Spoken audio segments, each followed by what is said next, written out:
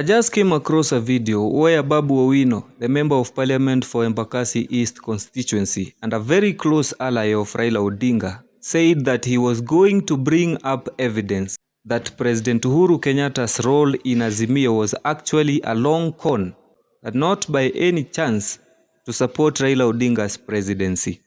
That we were conned. I really need like some time, like 30 minutes to explain this well for you. So you will schedule for another interview. I will explain to you from the time the handshake started, to the BBI, to why the BBI failed, to why the judges decided to fail to bring down BBI. From there to the campaign period, to the elections, to the attacks between the... I have done not one video, not 10 videos, not even 50 videos, explaining that President Uhuru Kenyatta's spirit was not to support Raila Odinga's presidency. But what the people of Azimio did was to insult me, call me all manner of words, and then they have come to realize that actually what I was speaking, the reason as to why they were abusing me, was the only reason that was making sense. My name is Wilson Kimani, and they call me Kim Explains on all social media platforms. I don't know what political opinions are. I don't even know what political analysis is, but I'm sure that is what I do. If you're not subscribed to any of my social media platforms, kindly run to YouTube, TikTok, Facebook, and look for Kim Explains. You will find me and you will love my content. Now today I want us to look at 5 steps that President Uhuru used to con Raila Odinga. Now, I would like you to note that Raila Odinga and William Ruto may not be aware of what President Uhuru was doing, but in the spirit of Uhuru, he knew what the end result was, and that end result was to make his deputy the president. Now, before we continue, you all have to understand that before 2017, Raila Odinga was a problem to all the previous presidents. He was a problem to President Daniel Toroitich arap Moi in 1992 when he wanted to overthrow the government. He was a problem to President Kibaki when he brought the post-election violence that made him a prime minister and many people died. He was a problem to President Uhuru Kenyatta when he boycotted all products that were made from the companies owned by the president and those made from Mount Kenya. And therefore there was importance for the government and the senior people in politics to draft a way on which to throw out the Odingaism in the country. And here are the 5 important steps that you will completely agree with me that President Uhuru Kenyatta used to throw out Raila Odinga. Number 1, the yangu kumi yako kumi philosophy. This is an agreement that President Uhuru entered with his deputy William Samoei Ruto. President Uhuru actually made it public that after the end of my 10 years of rule, it will be time for my deputy William Samoei Ruto. It was not President William Ruto's request that Uhuru should make him president. And therefore, it was only known to President Uhuru why he made that promise. Mark that as we go on to the next points. Number 2, the Tanga versus Kieleweke politics. Now, anybody who loves politics and who follows politics understands that the Tanga and Kieleweke politics was not by a mistake. For heaven's sake and for good reason, there is never a surprise in politics.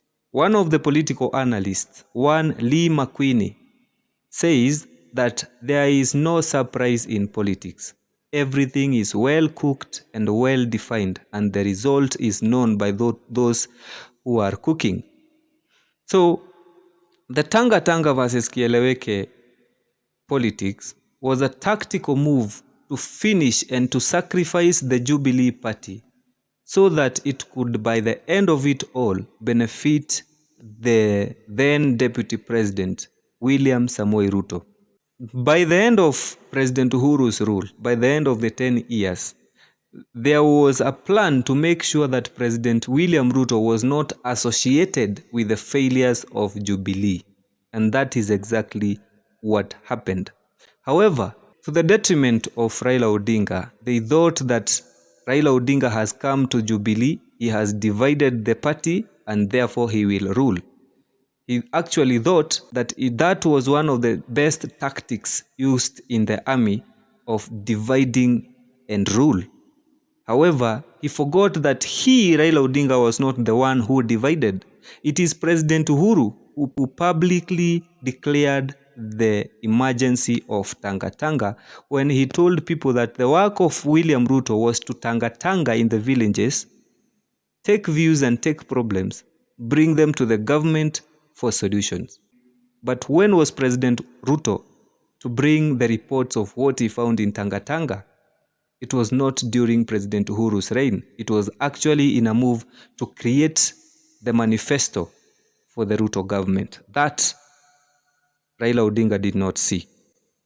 Then from there, we came to the handshake number 3.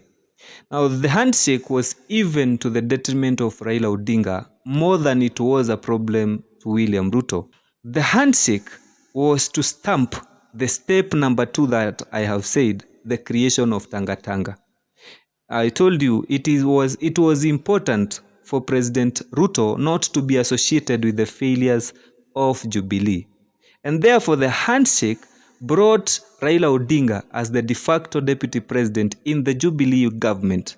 So anything that was done by the Jubilee administration in the second term, and which was the first to remember when you mention President Uhuru's rule, anything that happened was well associated with Raila Odinga. And that is why William Ruto could not be associated with it, because everything that he was doing was either given to Raila Odinga or to Fred Matiang'i, who was a technocrat and who is not in the country now. He's back to where he was before the drafting of the end of Odingaism.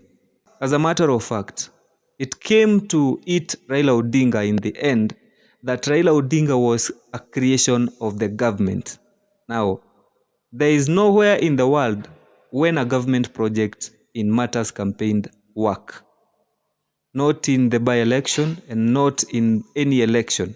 It did not work in America for Barack Obama and Hillary Clinton, and it would not work in Kenya.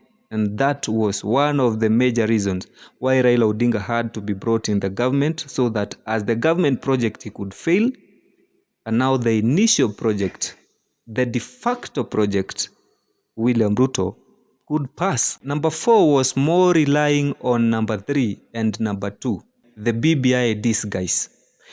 After President Uhuru Kenyatta welcomed Raila Odinga into the government and made him part of the government, he gave him a task to identify what has been his problems, why he refused the results of the election, why he was causing so much troubles in the government, and bring them to book. And that book was the BBI. Now, the BBI was made not by mistake, not by a coincidence, but by a well-strategic move to hold or... Now, the BBI was made to be a confusion and not a solution to any problem. First of all, President Uhuru made sure that it was illegal. That was not by mistake, because the lawyer to President Uhuru and to the president is the Attorney General himself. The Attorney General is the best lawyer you can have in Kenya. So clearly, he knew what they were doing, and when they were going against the law, he could advise, but he never did. So BBI failed. In fact, the last show we saw in Bomas, President William Ruto came clean, and he came, in fact, as the man of that event, because he could attack the BBI brigade, attack Raila Odinga, attack President Uhuru Kenyatta, and most importantly, attack the content of that BBI before it even went down. So you see, the BBI was just something to keep Raila busy doing something else, while William Ruto was looking for votes and Uhuru Kenyatta was busy working. So that was point number 4 on how Raila Odinga was confused. Lastly, and number 5, the last step was election results. Now you understand all the 4 previous points were all geared towards making William Ruto the number 1 winner of the 2022 general election. Now, by numbers, with a free and fair election, William Ruto won because the results were most transparent and most understandable. So, the next step after William Ruto winning was a step to make Raila Odinga accept the will of the people and accept the results of the election for the first time.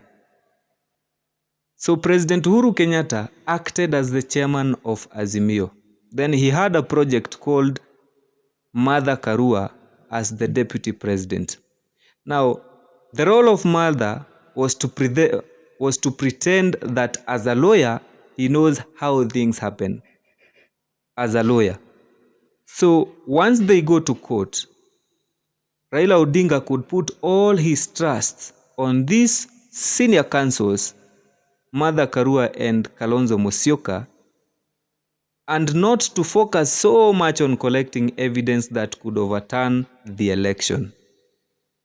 Remember, President Uhuru wanted to leave a legacy of a peaceful transition, and that transition must have started with Raila Odinga accepting the results. So that was the final end and the dead end of Raila Odinga. President William Ruto is ruling. He was made the president.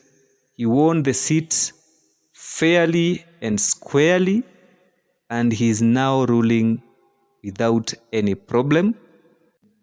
Raila Odinga has nowhere to go. It's time to listen and be ruled. Now, I hope you understand all those. If you watched until the end, then please consider going to YouTube, search for Kim Explains.